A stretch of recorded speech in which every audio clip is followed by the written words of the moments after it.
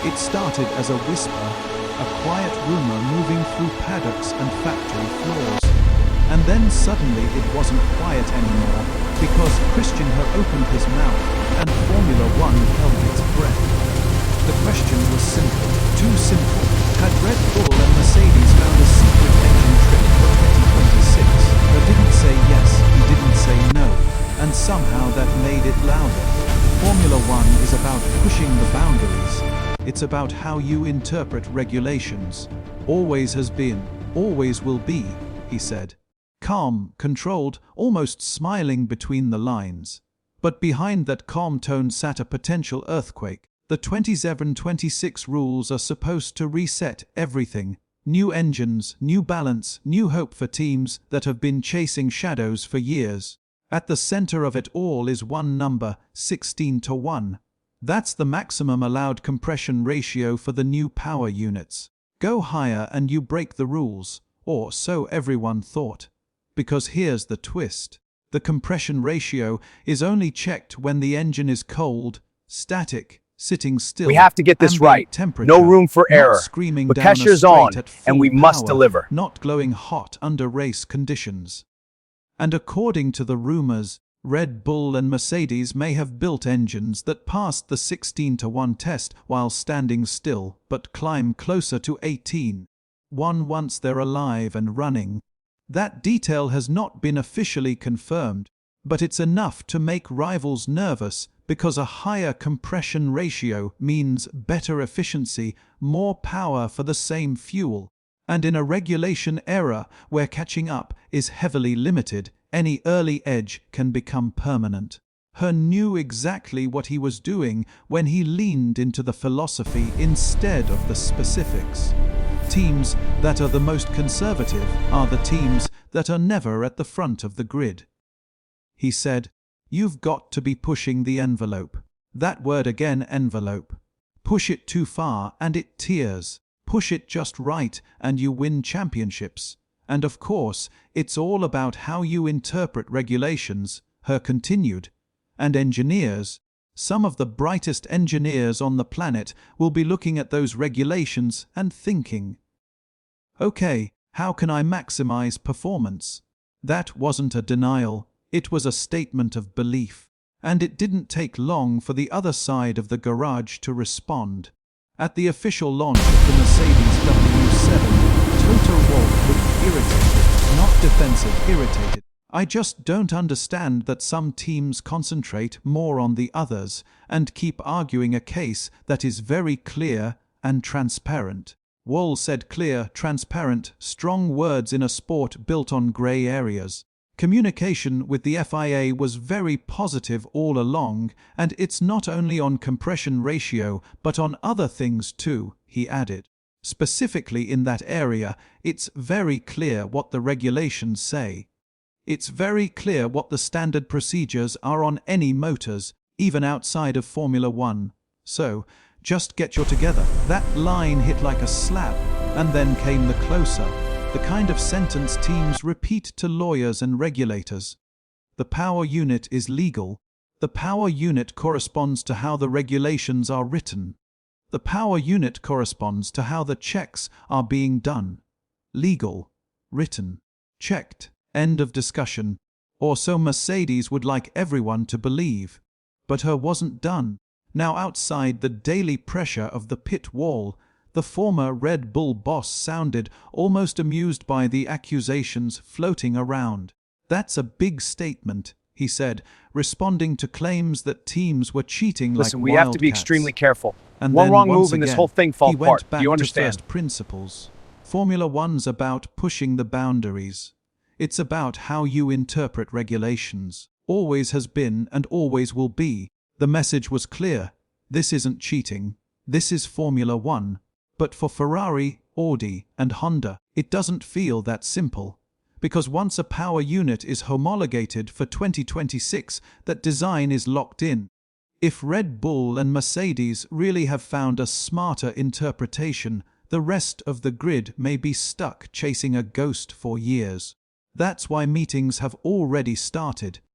technical workshops, advisory committees, long rooms We with have to move now, no closed doors, delays. and very Check every careful system, we can't language. afford mistakes. Ferrari This is our engine shot, boss make it count. Enrico Gualtieri confirmed it openly. We are still discussing with them, the FIA. We had a meeting, a technical workshop, and we are going to have an additional one in the next days up to the next PUAC meeting. The process is moving slowly, carefully. We are certainly trusting them for managing the topic in the proper way, he said. We completely trust that the process could come in the next days and weeks. Trust, another dangerous word in Formula One. Because between Red Bull and Mercedes, more than half the grid depends on their engines. Any sudden rule change wouldn't just upset two teams, it would shake the entire sport. And standing just outside the paddock watching all of this unfold with a knowing smile is Christian Herr, a man who helped shape these rules. A man who knows exactly where the edges are and maybe exactly how far they can bend before they break. And this is where the story gets even more uncomfortable for Formula One. Because while the engine debate burns, Christian Herr is no longer sitting on the Red Bull pit wall. He's not fighting protests on a Sunday night. He's not defending data traces to the FIA on Monday morning. What are the implications? He's standing outside We the need to act paddock, now. speaking freely. And that makes his words even more dangerous. Herr helped build these rules. He helped shape the very engine regulations now causing chaos. He founded Red Bull Power Trains. He sat in the meetings. He knows where the lines were drawn and where they were left intentionally blurry. So when he shrugs off the outrage, it matters. Under the 2026 regulations, the compression ratio is measured only when the engine is at ambient temperature. No checks once the engine heats up. No measurements under load. And that single detail could decide the competitive order of the next decade. A higher compression ratio doesn't just mean more power. It means better fuel efficiency, better energy recovery, better deployment. And when development is frozen early in a regulation cycle, that advantage doesn't fade, it hardens. That's why rivals are panicking now, not later. Audi, Honda, Ferrari, all understood to have raised concerns with the FIA, not accusations, concerns. Carefully worded lawyer-approved concerns. The result: meetings, workshops, more meetings, but no fix, no clampdown, no emergency rule rewrite. And that might be because the sport can't afford one. Between Mercedes and Red Bull Ford powertrains, more than half the grid depends on those engines. Change the rules now and you risk collapsing supply agreements, legal disputes, and political warfare that makes budget cap arguments look tame. So the FIA walks a tight rope, and Herr knows it. Meanwhile, the man himself is already looking beyond the noise. In Australia, ahead of the season opener, Herr sounded reflective, almost philosophical, a little dangerous. It's a great way just to reflect on my career, the highs, the lows, the sport, the drivers we've had, he said, referring to his upcoming speaking tour in Melbourne, Sydney, and Perth. Hopefully, it'll be interesting and people will enjoy a bit of a behind-the-scenes insight into the challenges of Formula One. Behind the scenes, that phrase carries weight when it comes from someone who lived there for 21 years. But the bigger question isn't about engines anymore, it's about Herr himself. Because as the compression ratio debate rages, rumors swirl that he might be coming back. Alpine investors' ownership stakes whispers growing louder by the week. Horner didn't deny it. He didn't confirm it either. Well, look, so far I've been going to pretty much every team on the grid. He said, it's flattering that there's often this speculation that I'm going to this team or that team, but that's rife in Formula One. Rough, normal, expected. But then came the line that really matters. I'd only come back for the right opportunity, working with the right people that are like-minded and want to win. I've got no interest in just taking part. No interest in midfield. No interest in survival, only winning. And he went further. Look, I've done my shift. I think her said, if I were to come back, it would be in a slightly different role to the one that I performed for the last 21 years or so. Different role, different power. Ownership has been mentioned. Influence beyond the pit wall.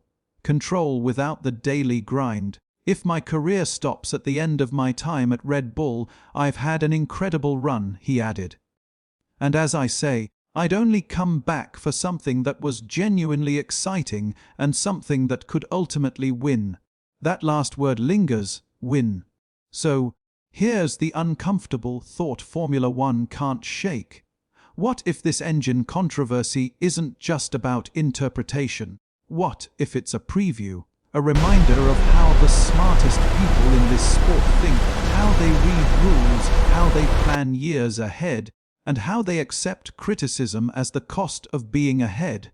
Her isn't defending Red Bull or Mercedes anymore. He's defending a philosophy. Push first, ask questions later, let the rest complain, because in Formula One, history is written by those who find the loophole before it's closed. And if 2026 really does begin with one group holding an efficiency advantage that can't be erased, then this moment, this interview, this so-called bombshell won't be remembered as talk. It'll be remembered as the warning no one could stop.